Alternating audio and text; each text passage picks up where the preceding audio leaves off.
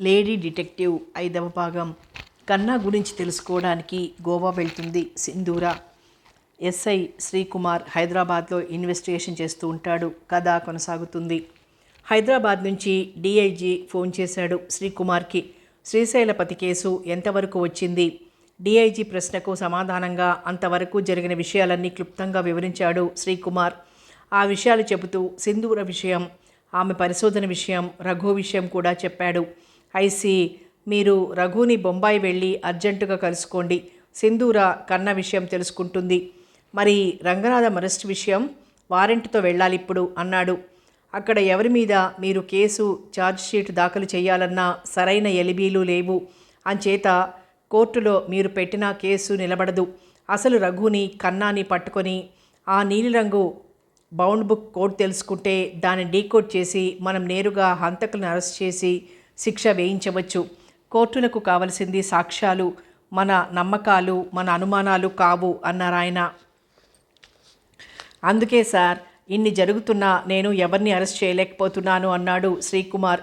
కావచ్చు, కానీ అందరూ మీ ఎదురుగా ఉన్నా మీరు సరైన సాక్ష్యం సంపాదించి కనీసం ఒకరినైనా అరెస్ట్ చేయలేదంటే మన మీద గౌరవం పోతుంది ప్రజలకు. అది మర్చిపోకండి. మీకు 24 గంటలు టైం ఇస్తున్నాను. ఈలోగా హంతకుల్ని పట్టుకోగలగాలంటూ హెచ్చరించి ఫోన్ పెట్టేశాడు డిఐజీ. వెంటనే సింధూరకి ట్రంకాల్ చేశాడు శ్రీకుమార్. డిఐజీ చెప్పింది, తనకి జరిగినవి అన్నీ చెప్పేశాడు. Very good mister Srikumar. Prakash Rao, రంగనాథంలతో పాటు కన్నా కాక మరో వ్యక్తి కూడా ఈ ముఠాలో ఉన్నాడు.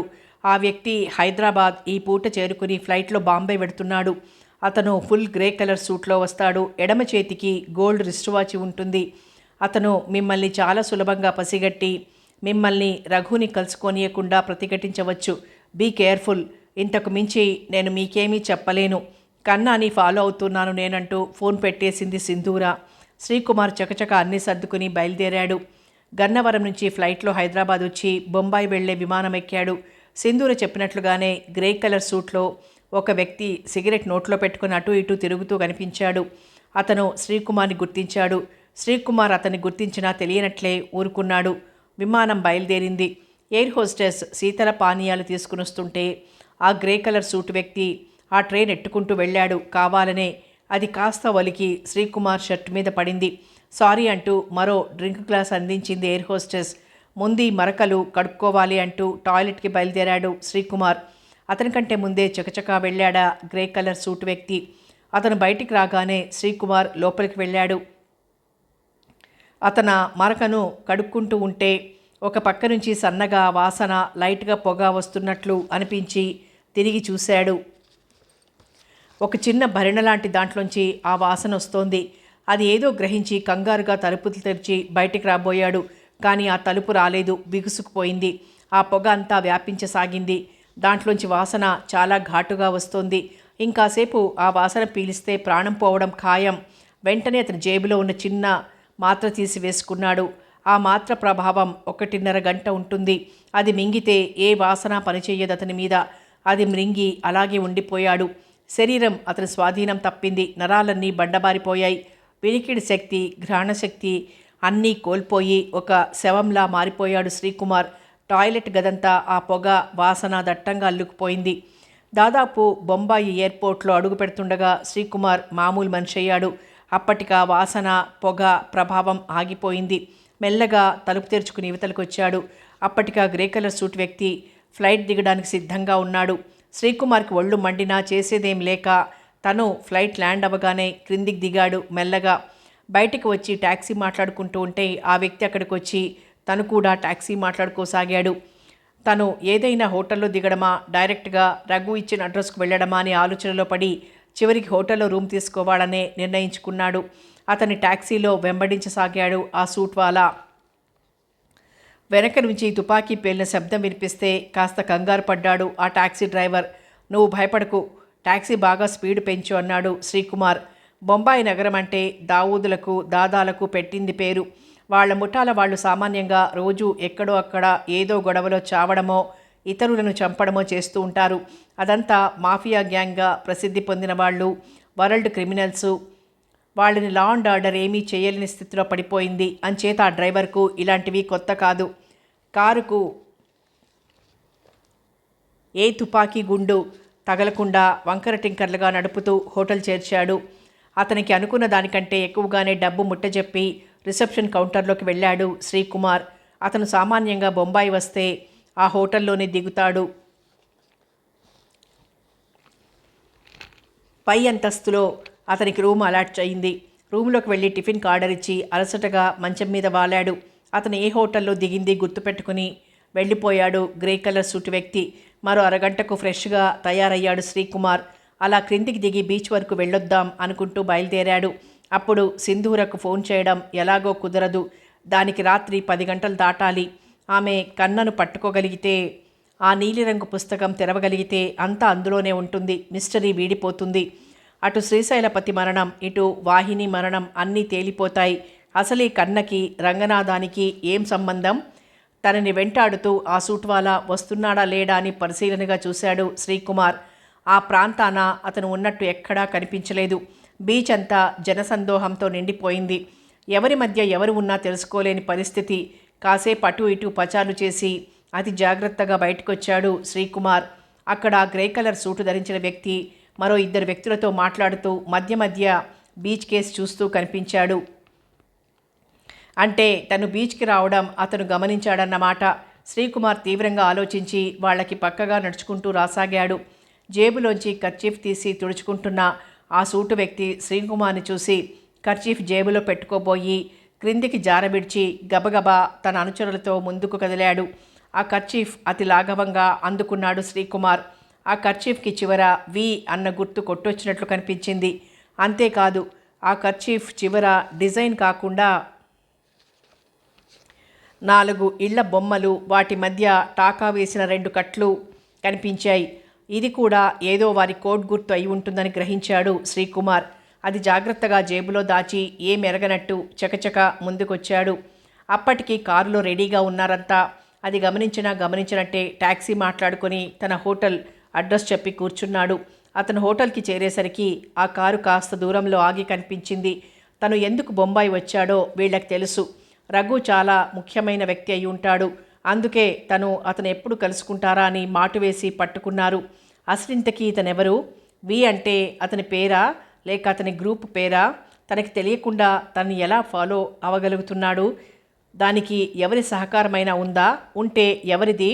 మెల్లగా తలుపులన్నీ వేసి ఆ కర్చీఫ్ టేబుల్ మీద పరిచి ఆ టాకాలు 2 గుండు సూదితో ఊడదీశాడు.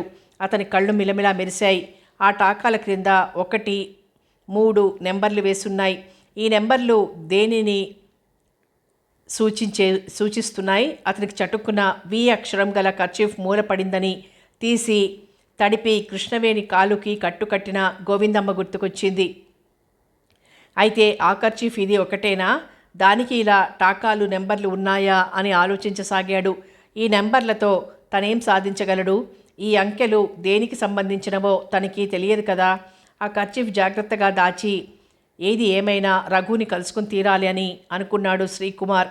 అది చాలా ప్రమాదంతో కూడుకున్నది. అయినా ఇంతకు మించి అవకాశం లేదు ఈ హత్య రహస్యాన్ని కనిపెట్టడానికి. కానీ ఒకేసారి తను బయటపడి వాళ్ళ చేత తన్నులు తినాలని లేదు. మేకప్ బాక్స్ తీసి మేకప్ చేసుకోసాగాడు. అతని ముఖం చూస్తే ఒక ఇండియన్ అని ఎవరూ అనుకోని విధంగా అచ్చు ముస్లిం యువకునిలా తయారై గదిలో లైట్ అలాగే ఉంచి కిటికీ తీసి చూసి మెల్లగా బయటకొచ్చి అటు ఇటు ఎవరూ లేరని నిర్ధారించుకొని మెట్లదారి గుండా క్రిందికి దిగొచ్చాడు. లిఫ్ట్ పనిచేస్తున్నా తనని ఎవరూ గుర్తించలేరన్న ధీమా ఉంది అతనిలో. దానికి తగినట్టే తను క్రిందికి దిగి వచ్చిన లైట్లు వెలుగుతుంటే ఆ కారులోని వ్యక్తులు ఆ కిటికీకేసే చూస్తున్నారు అతని కోసం. సింధూర టూరిస్ట్ యజమాని సత్యవర ప్రసాద్ ఉరఫ్ కన్నా ఉరఫ్ ప్రసాద్ని పట్టుకోవడం కోసం మేకప్ మార్చి బయలుదేరింది. పాత గోవాలో ఒక పాడుపడిన ఇంటి దగ్గర ఆ కేరళ యువతి తిరుగుతున్నదన్న వార్త అందిన తర్వాత ముందు ఆమెను కలుసుకుంటే మంచిదేమోనని అటు బయలుదేరింది సింధూర. టూరిస్టు బస్సు సప్లై ఆఫీసుల్లో ఎంక్వైరీ చేస్తున్నప్పుడే ఆమెకి విరూపాక్షరావు విషయం తెలిసింది. అతను రంగనాథానికి బెస్ట్ ఫ్రెండు. అంతేనా, దావూద్ అనుచరుల్లో ఒకడు. బంగారు బిస్కెట్ల వ్యాపారం, హెరాయిన్ చేరవేయడంలో అతను కూడా భాగస్వామి. ఇక్కడ కొంచెం దావూద్ని గురించి చెప్పుకోవాలి. బొంబాయికి కొన్ని వందల మైళ్ళ దూరంలో ఉంటాడు దావూద్ ఇబ్రహీం. అయితే అతనికి బొంబాయి చీకటి బజార్లో జరిగే ప్రతి చిన్న కదలిక కూడా తెలిసిపోతుంది. అతని వయస్సు 35 సంవత్సరాలు అయినా ఏడాదికి 1500 కోట్ల రూపాయల బిజినెస్ అతను చేస్తున్నట్లు అధికారులు అంచనా వేశారు. బంగారు బిస్కెట్లను భారతదేశానికి పంపి ఇక్కడి నుంచి మాదక ద్రవ్యాలు తెప్పించుకుని వివిధ దేశాలలో, ముఖ్యంగా యూరప్, పశ్చిమ దేశాల్లో విక్రయిస్తుంటాడు. అతని నివాసం దుబాయ్. అయితే పెత్తనం బొంబాయి మీద వెలిగిస్తాడు. అవసరం వచ్చినప్పుడల్లా దావూద్ రహస్యంగా బొంబాయి వచ్చి వెళ్తుంటాడు. అతను దుబాయ్ పోతూ బొంబాయి వ్యవహారాలన్నీ తండ్రికి, సోదరులకి అప్పగించాడు. ఏదన్నా గొడవ రేగితే దావూద్ తండ్రి ఇబ్రహీం దర్బార్ పెట్టి రోజు తనే పరిష్కారాలు చేస్తుంటాడు.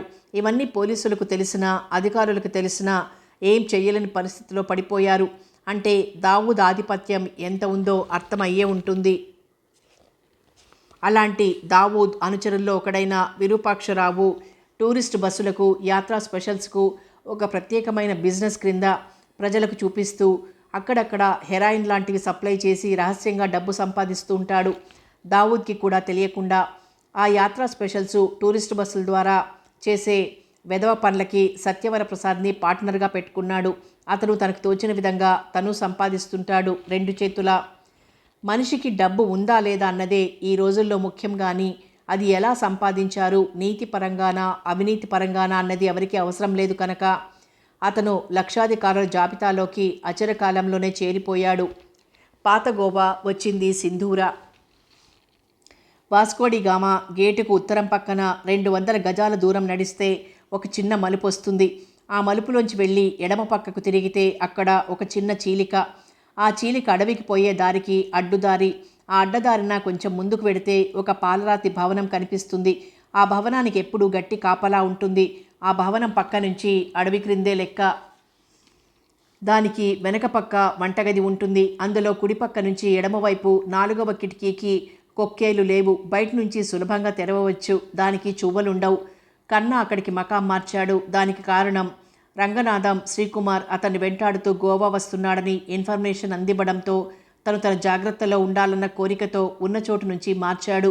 తనింకా 4-5 రోజులు ఉంటే గానీ ఇక్కడ పనులు పూర్తి అవ్వవు. ఈలోగా ఈ ఇన్స్పెక్టర్ ఎవడు తన వెంట పడటానికి అనుకున్నాడు చిరాకుగా. అయినా రంగనాథం చెప్పాడు. పైగా విరూపాక్షరావు అర్జెంటుగా మాయమయ్యాడు అంటే 2-2 4 అన్న లెక్క సరిపోతుంది. అంచేత తమ గొడవలన్నీ పోలీసుల దాకా పోయాయని అర్థమవుతోంది. అనవసరంగా తను, విరూపాక్షుడు ఆ శ్రీశైలపతిగాడి హత్య మూలంగా బయటపడవలసి వచ్చింది. ఇన్నాళ్ల నుంచి యథేచ్ఛగా పరిపాలిస్తున్న సామ్రాజ్యం అంతా తమ చేతుల నుంచి జారిపోతున్నట్లుగా బాధపడుతున్నాడు కన్నా.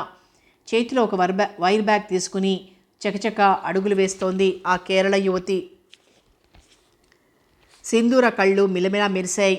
తన పరిశోధన పరాకాష్ఠకొస్తోందని గ్రహించింది. ఆ కేరళ యువతి ఒక్కొక్కసారి వెనక్కి తిరిగి చూస్తోంది. తనని ఏ వ్యక్తి అనుసరించడం లేదని రూఢీపరుచుకున్నాకే మరో అడుగు ముందుకేస్తోంది.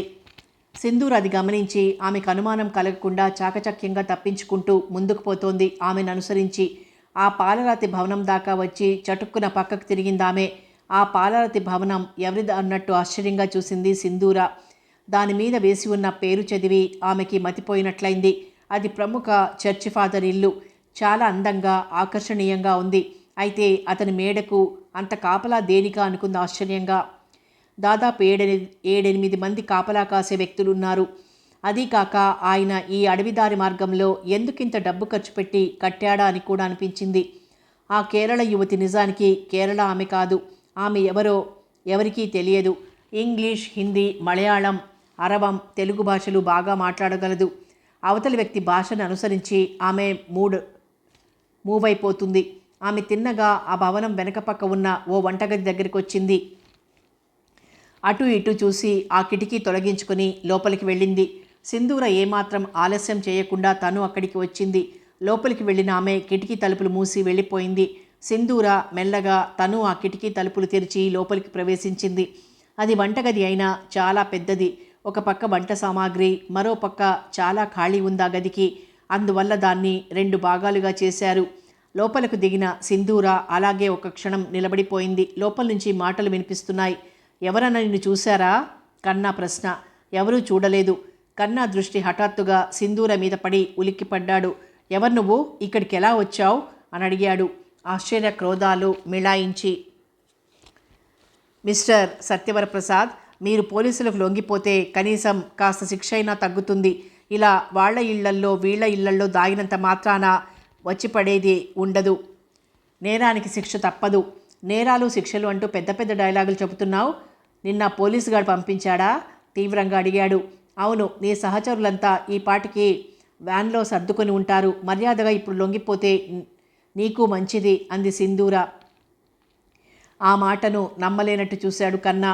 అంతవరకు ప్రేక్షకురాల్లా చూస్తున్న ఆ యువతి చటుకున రివాల్వర్ తీసింది. మిస్, కదిలారంటే మర్యాద దక్కదు అంది సింధూర కేసి గురిపెట్టి. సింధూర ఆ యువతిని ఓ కంట కనిపెడుతూనే ఉంది. చటుకున తన దగ్గరున్న ప్యాకెట్ క్రింద పడేసింది. చేతులు పైకెత్తుతూ ఆ ప్యాకెట్ ఏమిటా అన్నట్టు ఆశ్చర్యంగా క్రిందికి చూసిందామె. ఆ క్షణం చక్కగా వినియోగించుకుంది సింధూర.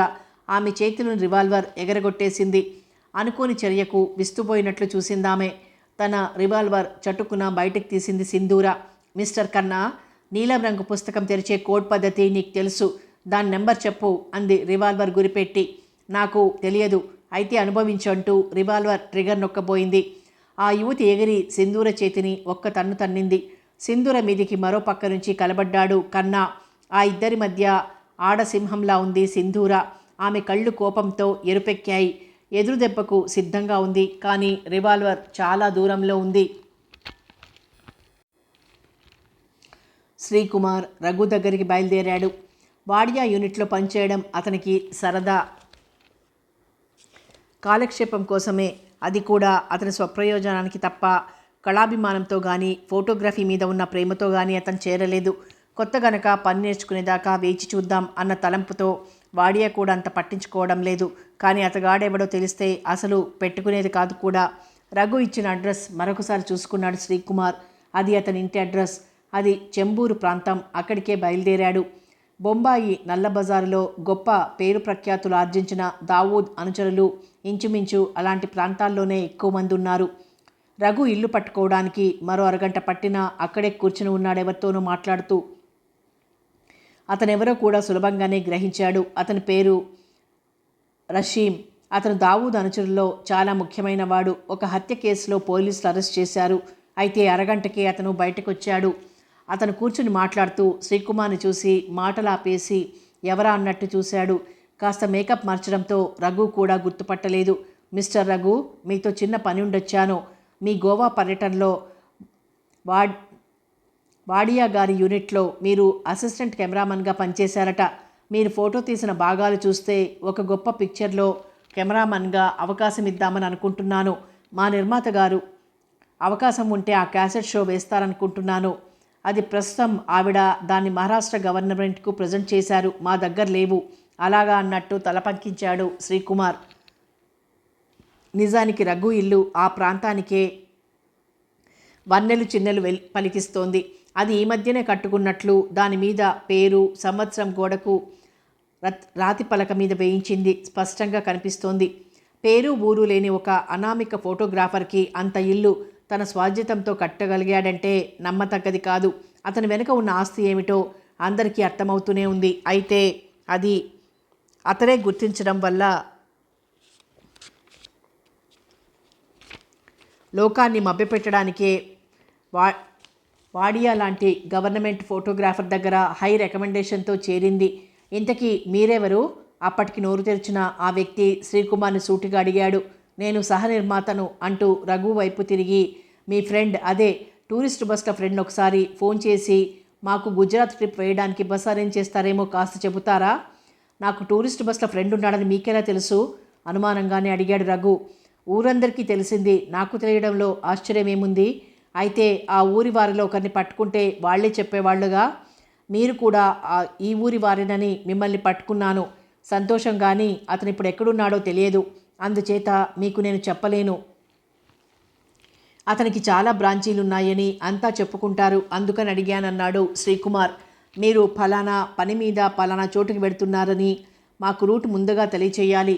ఎంతమంది వస్తారో అది కూడా ముందుగా మాకు తెలపాలి. ఇవన్నీ లేకుండా బస్సులు ఎవరికి ఇవ్వం అన్నాడు రఘు. అసలు మీరు నిజంగా నిర్మాతలేనా?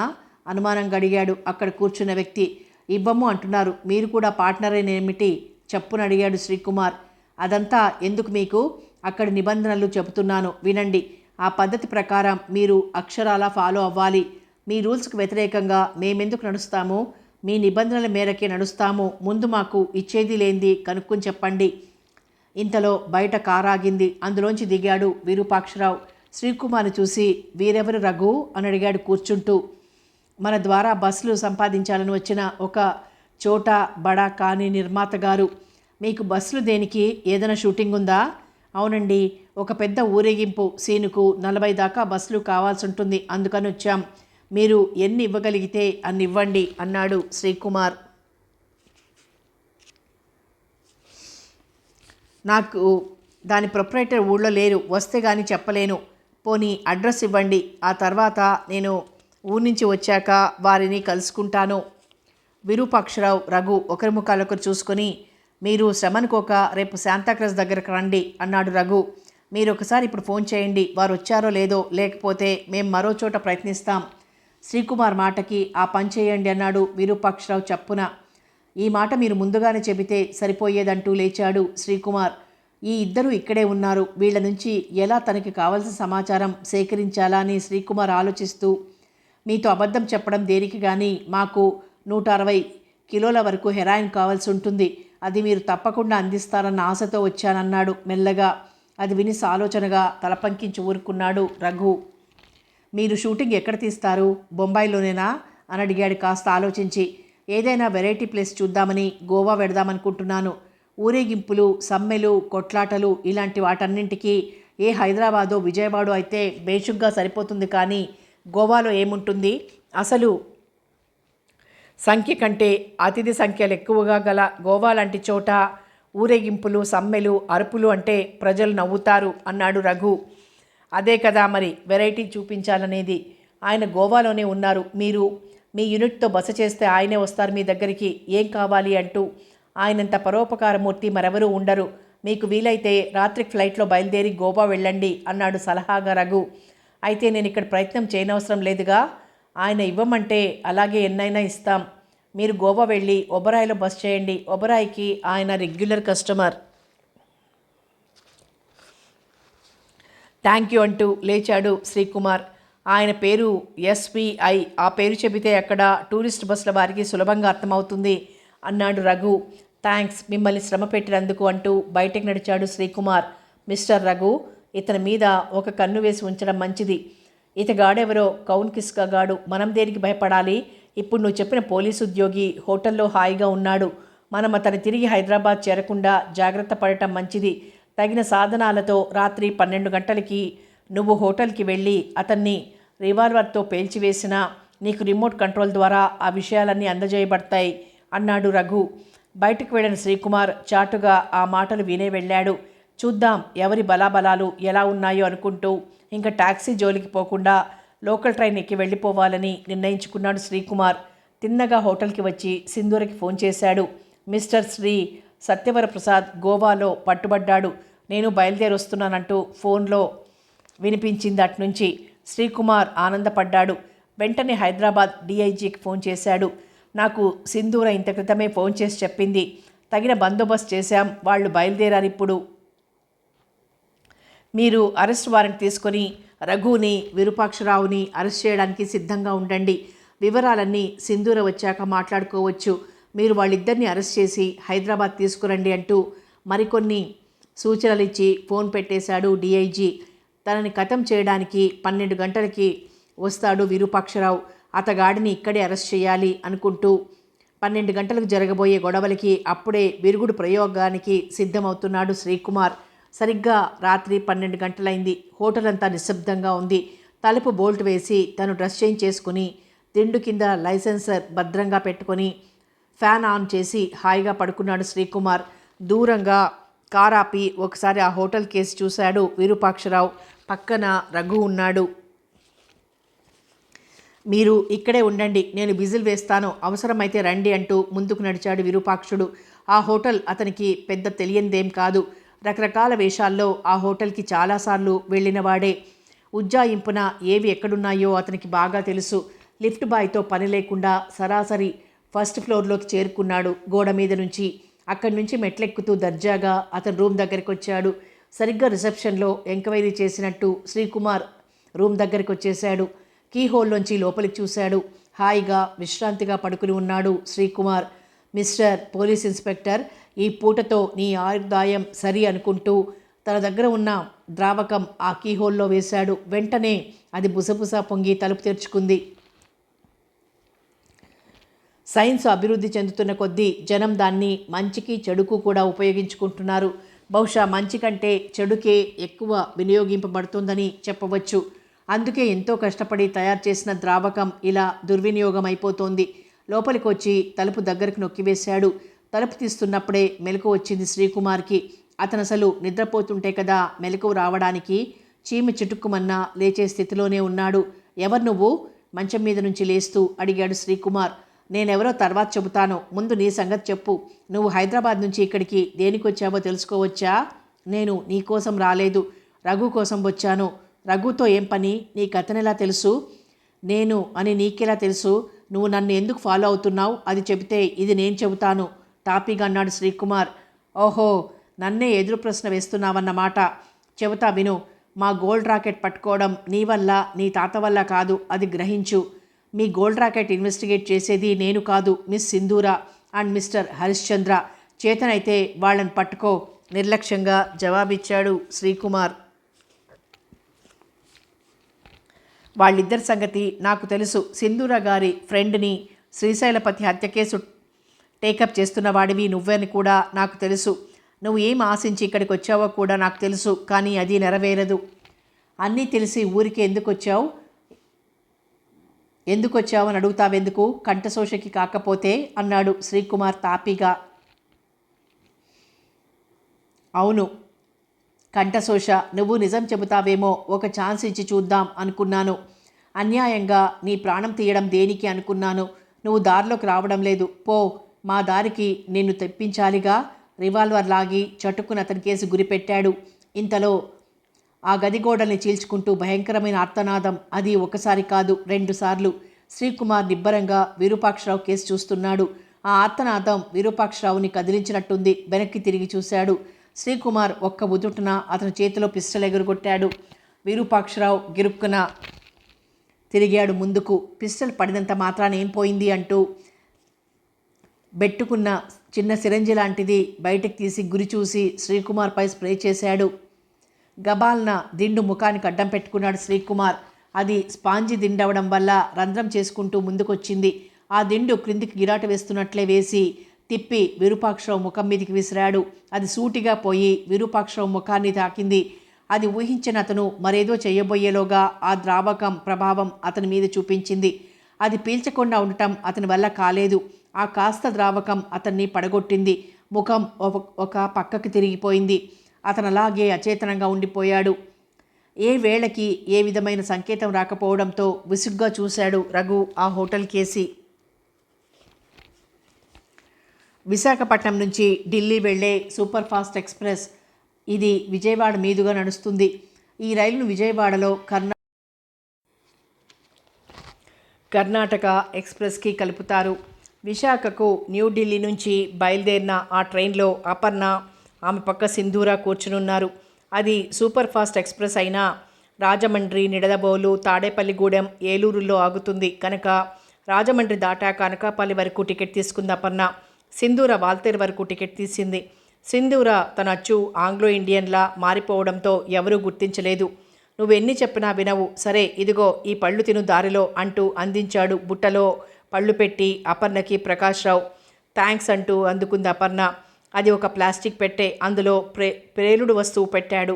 దాని మీద ఉన్న వాచీని సరిగ్గా భారతీయ కాలమానం ప్రకారం సరిగ్గా రాజమండ్రి చేరుకునే టైం ఫిక్స్ చేసి ఆ పెట్టె పళ్ళబుట్టలో పెట్టి పైన బత్తాయి, కమల, యాపిల్స్ లాంటి రకరకాల పళ్లతో నింపి పైన చక్కగా గడ్డి పేర్చి మూత పెట్టి నైలాన్ దారంతో స్ట్రాంగ్గా కట్టేశాడు. అది ఎంతో కష్టపడితే తప్ప ఆ మూత రాదు. ఈ దెబ్బతో అపర్ణ పని ఆఖరు. ఇంకా ఏ గొడవలు లేవు. ఎందుకంటే ఎల్లుండి నుంచే కోర్టులో కేసు విచారణ. అనకాపల్లిలో అపర్ణ పినతండ్రి ఉన్నాడు. ఆయనకి పిల్లలంటూ ఎవరూ లేకపోవడంతో తన తదనంతరం తనకున్న కాస్త ఆస్తి అపర్ణకు రాసి అర్ధాంతరంగా చనిపోయాడు. 3 నెలలుగా కామెర్ల వ్యాధితో బాధపడుతూ శ్రీశైలపతి పోయాడన్న వార్త విని రాలేక అపర్ణ దుస్థితికి విచారంతో మరికాస్త రోగం పెంచుకున్నాడు. అన్న అయిన నరసింహానికి అతనికి ఆ రెండిళ్లకి ముద్దుబిడ్డగా తిరిగేది అపర్ణ చిన్నప్పుడు. ఆ అభిమానంతోనే ఆ ఆస్తి కాస్త అపర్ణకి రాశాడు. ఆయన అంత్యక్రియలు దగ్గరుండి చేయించాలన్న తలంపుతో అపర్ణ బయలుదేరినప్పుడు గోవా నుంచి వచ్చిన సింధూర ఆ వార్త వింటూనే కంగారు పడింది.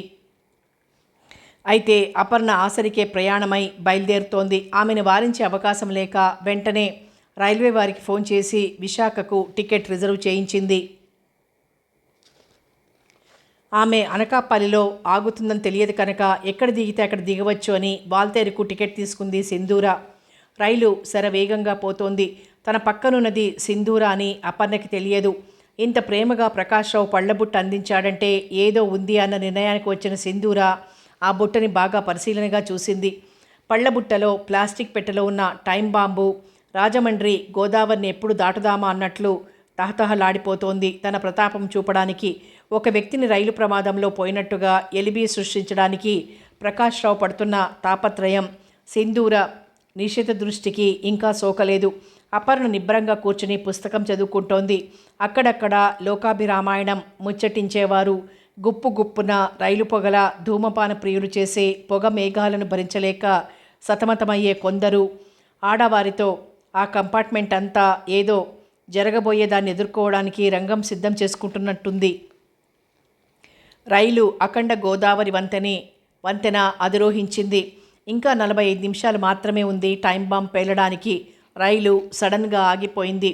ఎందుకు ఆగిందా అనుకుంటూ తల బయటకు పెట్టి చూసింది అపర్ణ. సింధూర కూడా తలుపు దాకా వచ్చి చూసింది ఏమైందా అని.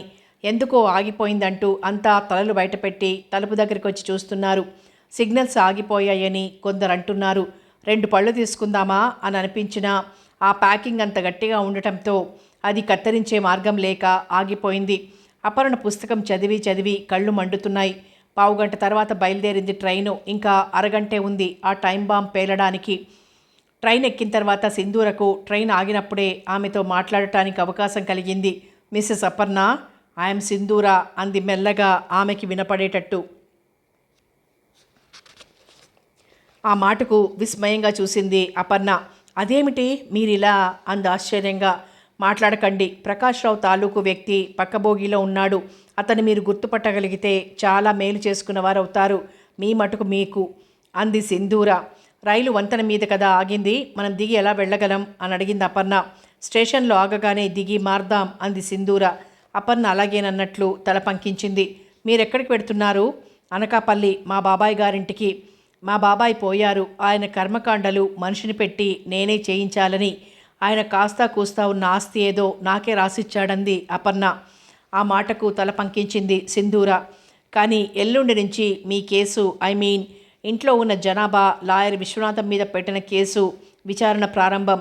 మీరు కూడా కోర్టుకు హాజరు కావాల్సి ఉంటుంది. ఇప్పుడు ఈ ప్రయాణం వల్ల ఎన్ని రోజులు పడుతుందో ఏమో అంది సింధూర. రైలు బ్రిడ్జి దిగింది. పళ్ళబుట్టలోని టైం బాంబు ధన్మంటూ పేలింది. బోగి అంతా హాహాకారాలు. పక్క బోగి వైపు అతనున్నాడో లేదో అని చూడటానికి వెళ్ళిన సింధూర, టాయిలెట్లోకి వెళ్ళిన అపర్ణ ఆ ప్రేలుడికి అద్దరి పడిపోయారు. ముందుగా వచ్చింది సింధూర.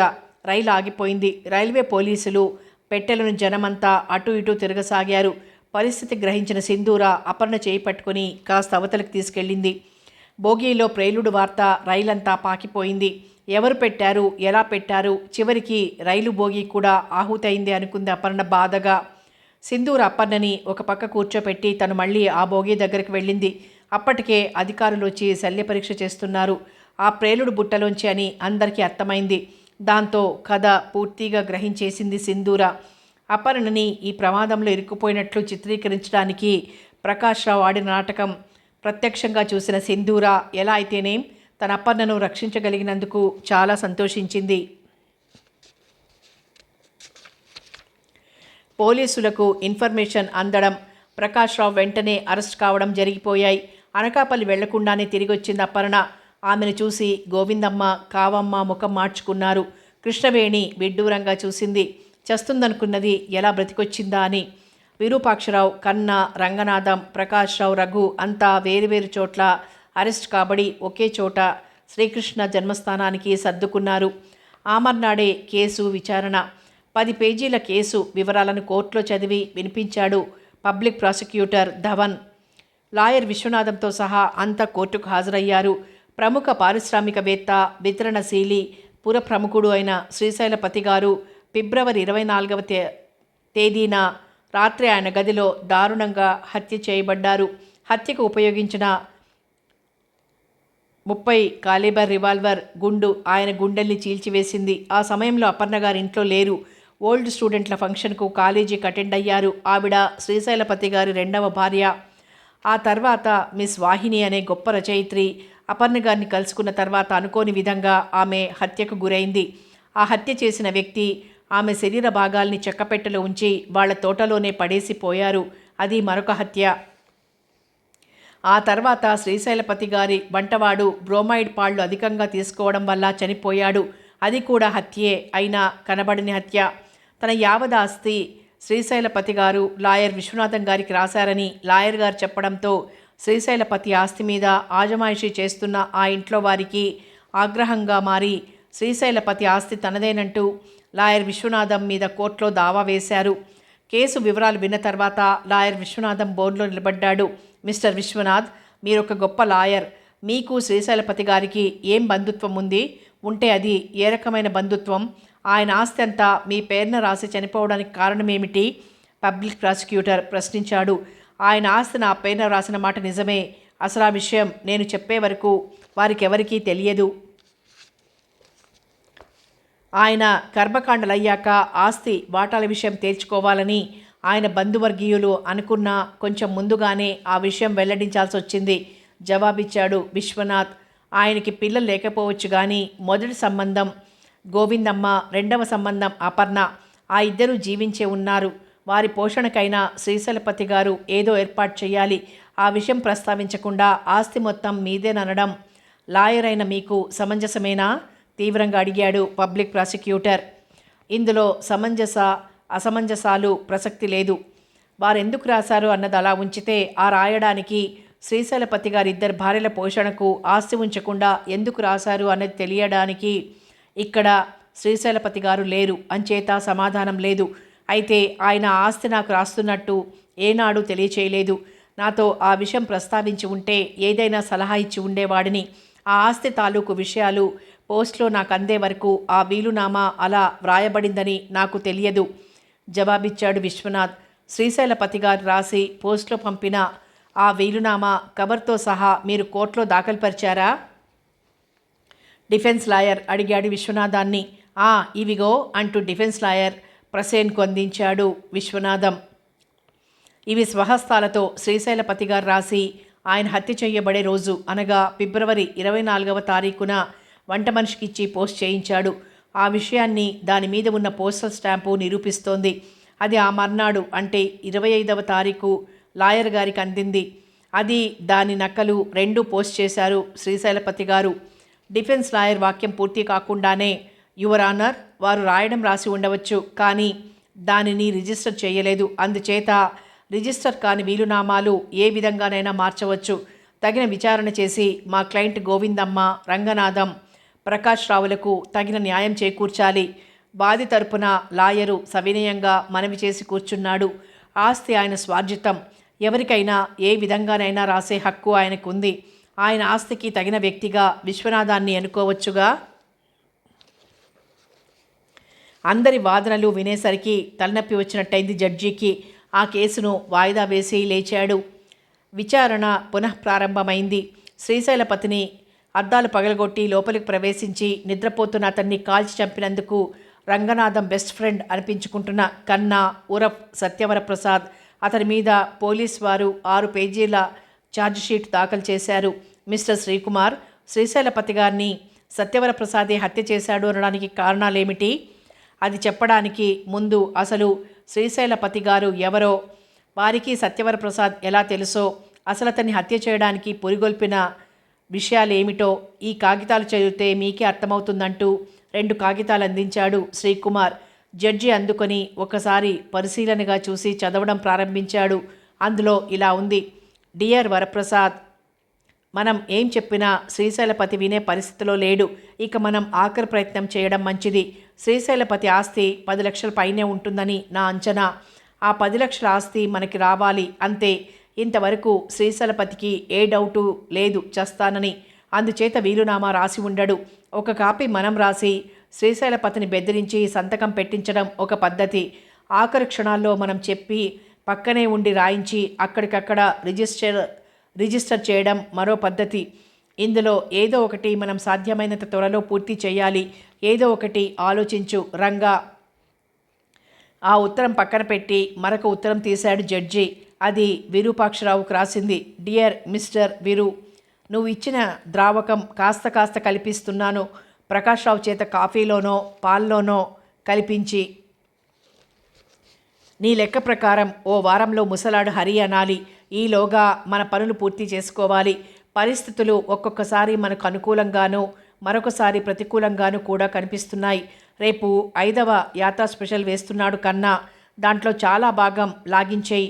ఇంకా వివరాలేమన్నా ఉంటే తర్వాత ఇట్లు నీ రంగా. ఆ 2 కాగితాలు చదివి పక్కన పెట్టాడు జడ్జి. ఇంతకీ శ్రీశైలపతి గారు ఏం చేసి అంత డబ్బు దాచగలిగారు?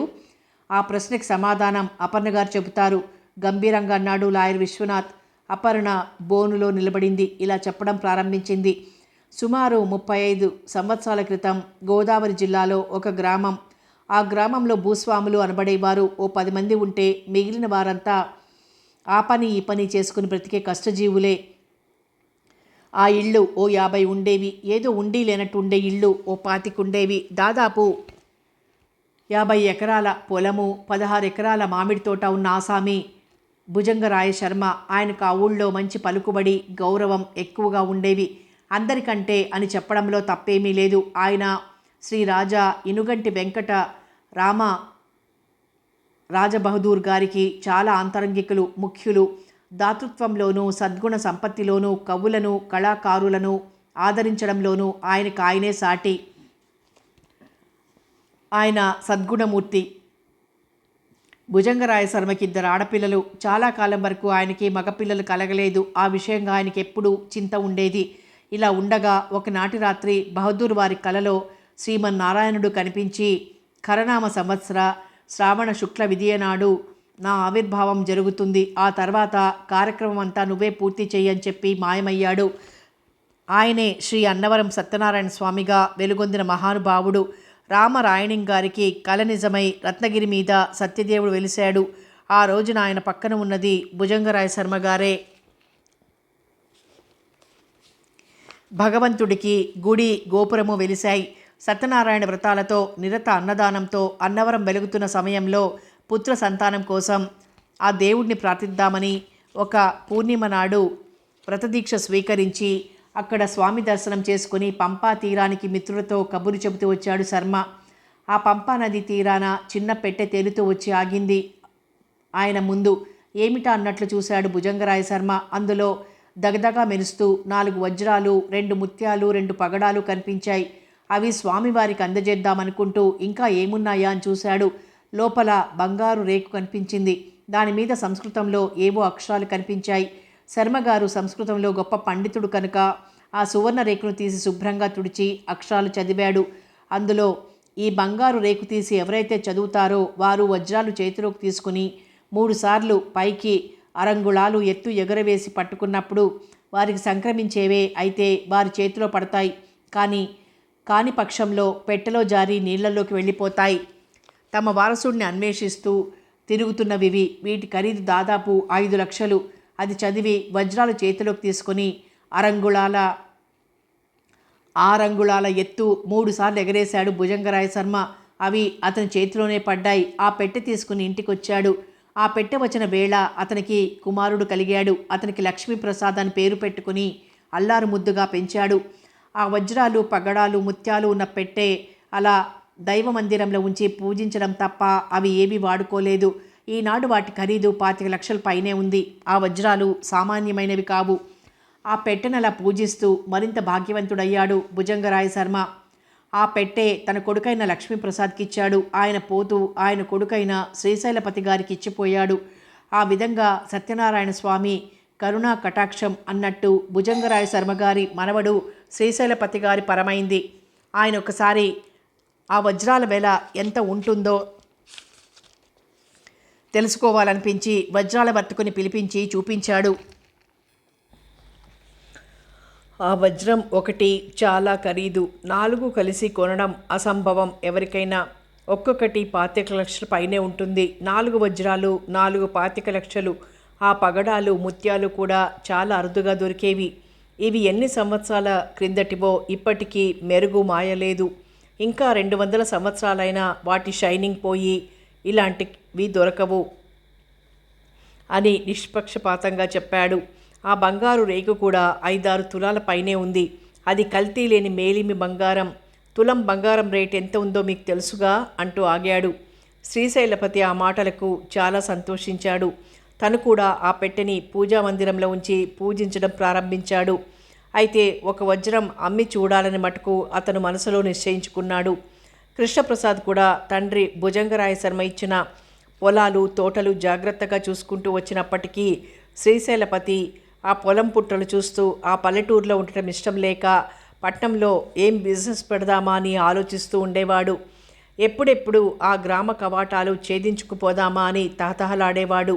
అతనికి గోవిందమ్మతో వివాహం జరిగింది చిన్నతనంలోనే. గోవిందమ్మ కృష్ణప్రసాద్ బంధువులమ్మాయి. ఇది శ్రీశైలపతి వంశచరిత్ర మటుకే. ఎందుకంటే ఈ వంశచరిత్ర మీదే అతని హత్య కూడా ఆధారపడి ఉంది కనుక తెలుసుకోవాల్సిన ఆవశ్యకత తప్పకుండా ఉంది. కథ కొనసాగుతుంది.